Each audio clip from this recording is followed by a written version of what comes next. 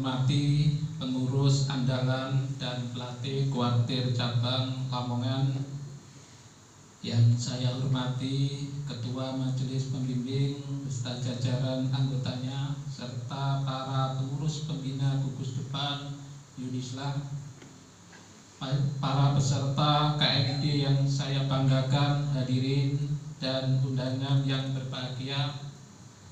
Alhamdulillah, syukurillah pada malam hari ini kita senantiasa masih diberikan nikmat yang luar biasa, sehingga kita pada kesempatan ini kita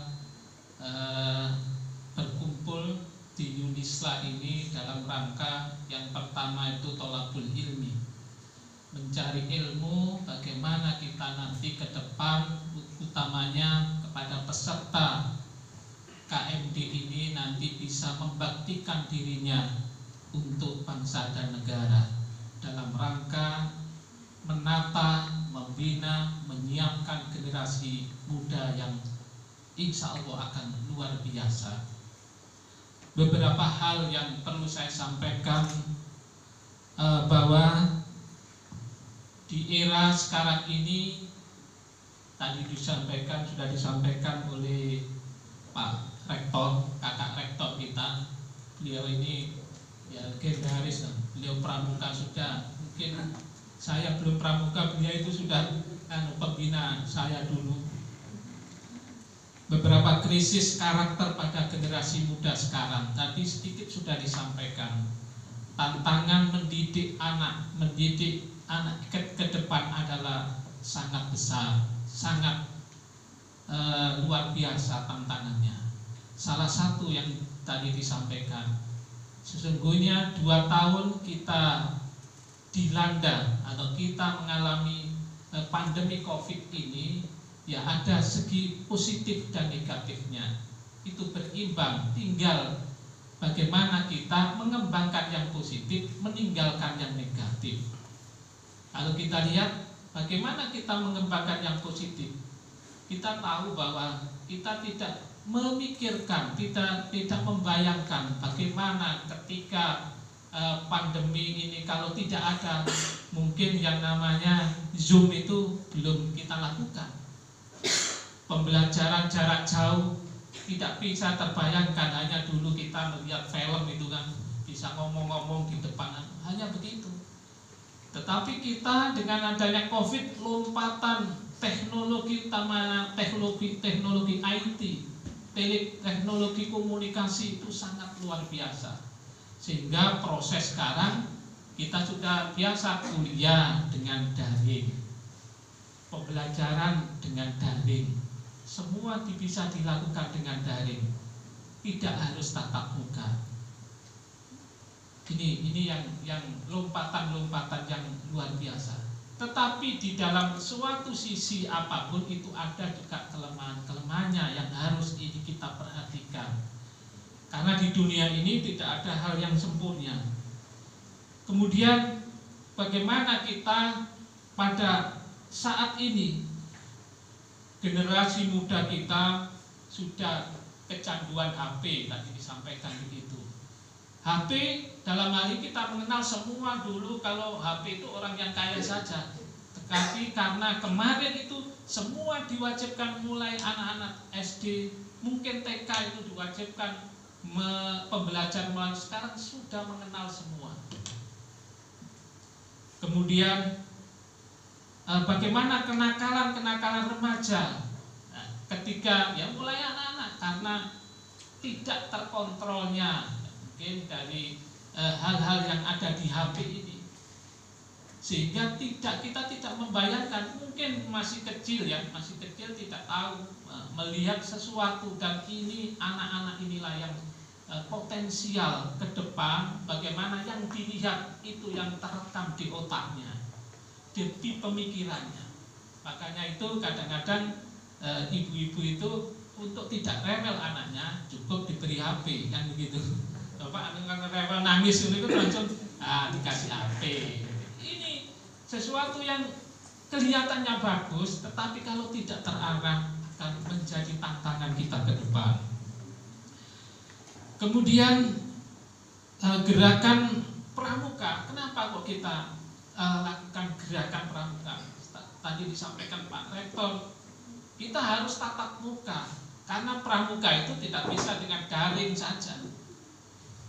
Karena hal-hal nilai-nilai kepramukaan ini loh yang harus kita berikan nanti. Mungkin adik-adik, mungkin peserta KMD nanti memberikan pembelajaran kepada muridnya, itu tidak hanya bersikap materi saja, teori saja, tetapi bagaimana mempraktekkan ketika hal-hal di alam sekarang ini, di dunia sekarang ini perlu kita realisasikan. Kenyataannya bagaimana? Mendisiplinkan anak tidak bisa dengan daring. Belajar daring itu sekali kan dia tidak tahu ini kan tidak bisa gitu kan, tidak bisa, harus ada tatap muka. Untuk itu di dalam gerakan pramuka ini merupakan solusi yang handal bagi permasalahan generasi muda. Gerakan pramuka melatih menjadi disiplin. Jadi bukan hanya tepuk tangan itu bagian kecil ya. Kalau kita kan opong dilatih tepuk tangan, nyanyi, itu bagian dari hal yang kecil saja. Tetapi makna yang paling dalam, ini umpamanya tepuk tangan agak bersama-sama itu nanti baik atau tidak. Kemudian di dalam tepuk tangan itu banyak hal yang bisa terinspirasi ya, terkoneksi dengan hati kita. Coba orang yang kesusahan tepuk tangan, ya, coba dibayangkan kalau kesusahan tepuk tangan kan tidak bisa. Itu refleksi dari sebuah kebahagiaan yang akan memancarkan di otak kita ya, kegembiraan hati ya, hati dan pikiran kita bersama-sama, dan itu akan bisa melahirkan sesuatu yang luar biasa. Coba kalau kita seandainya susah terus, misalnya sekarang ini mungkin banyak PMK sapi ini mati susah terus gak iso tepuk tangan, nyanyi yo gak iso, mikir no sapi ini mati mamanya gitu kan. Hal-hal ini kan apa bisa berpikir jernih? Tidak mungkin bisa. Maka orang yang berpikir jernih hatinya harus jernih dan bahagia. Pramuka mendidik kita untuk bahagia. Kemudian saya juga ingin memesankan kepada KMD bagi mahasiswa terutama dari jurusan pendidikan ini sangat penting. Karena bagaimanapun juga jurusan yang adik-adik yang sudah dipilih ini, guru adalah pelopor pendidikan karakter di satuan pendidikan, sehingga para mahasiswa, para calon guru ini harus memiliki bekal yang cukup agar siap terjun di lembaga pendidikan dalam kondisi apapun. Kondisi apapun berarti kita harus adaptif. Misalnya tadi sudah disampaikan di depan, kondisi ketika ada pandemi bagaimana? Nah, ini membutuhkan inovasi, membutuhkan pemikiran, membuktikan kreasi-kreasi, dan itu pasti dilatih di dalam dunia pramuka. Makanya nanti kakak-kakak pembina ini pasti ada inovasi.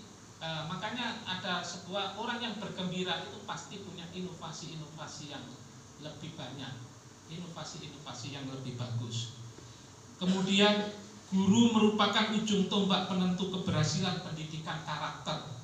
Coba kalau kita lihat, kalau tidak ada guru bagaimana kita ini? Kita bisa berdiri sini, saya dan semuanya ini karena dulu kita dibimbing oleh guru-guru kita, mulai dari TK sampai saat ini. Guru adalah agen pendidikan kedua setelah orang tua, sehingga keberhasilan pendidikan karakter juga tergantung pada peran dan fungsi para guru di sekolah. Untuk itulah guru harus memiliki bekal, pengetahuan dan pengalaman yang cukup sebelum terjun di masyarakat, seperti adik-adik peserta KMD ini. KMD bagi mahasiswa adalah pembekalan efektif untuk menyiapkan diri menjadi guru yang tangguh dan berkualitas. Ketangguhan itu akan tercipta. Coba kita lihat bagaimana mungkin di lapangan nanti bisa jenengan resapi. Tapi ini dilatih terusnya gerutu tidak bisa meresapi, Pak Bambang. Jadi banyak hal yang bisa dilakukan. Ikuti, dalami. Karena adik-adik ini sudah mahasiswa, tidak seperti mungkin di SMA lagi. Ikuti, dalami apa yang dilakukan di pramuka. Langkah-langkah bagaimana mendidik kedisiplinan, mendidik perilaku sopan santun, mendidik perilaku berbangsa dan bernegara. Disitulah pramuka. Makanya kita selalu di lingkar leher kita ada merah putih. Itu simbol bahwa kita selalu menjaga NKRI. Inilah sesuatu yang kadang hanya sebentar gawe asduk dilililit kan kelihatannya remeh, tetapi kalau dipelajari makna yang paling dalam ini sangat luar biasa, dan ini harus dipahami oleh para peserta KMD ini. Kemudian kalau kita lihat bahwa pembina pramuka itu kalau kita ibaratkan gitu sebagai pondasi rumah. Pondasi rumah itu tidak tampak. Kalau bangunan ini pondasinya sudah tidak tampak dari luar, tapi sangat penting pada tegak dan kokohnya bangunan rumah. Bayangkan kalau gedung semacam setinggi ini tidak ada pondasi yang kuat, maka gedung ini akan roboh. Dan pondasi itu tidak perlu terlihat. Disitulah cermin dari keberadaan kita di pramuka ini. Membangun karakter, watak, dan perilaku anak itu sesuatu pondasi yang sangat luar biasa ketika di era-era yang akan datang, era-era kini dan yang akan datang. Tapi pondasi itu tidak akan tampak, tidak terlihat. Tapi ketika nanti anak-anak yang kakak-kakak atau adik-adik didik ini mampu menjadi orang yang terbaik, mampu menjadi manusia-manusia yang sangat bermanfaat bagi bangsa dan negara ini, maka disitulah peran dari kakak-kakak atau adik-adik atau peserta di KMD ini akan menjadi torehan yang terbaik bagi bangsa ini. Kemudian pembina pramuka itu kalau diibaratkan sebagai koki.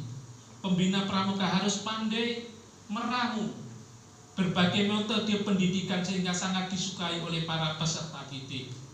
Sedikit sudah disampaikan oleh Pak Rektor.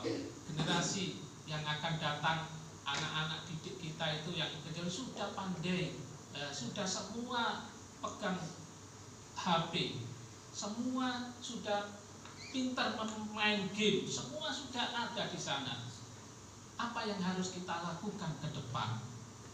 Dan itu tantangan, dan itu harus kita ambil solusi-solusi untuk memberikan pembelajaran yang terbaik. Kalau kita kepras gitu saja, maka kita akan ditinggalkan oleh generasi-generasi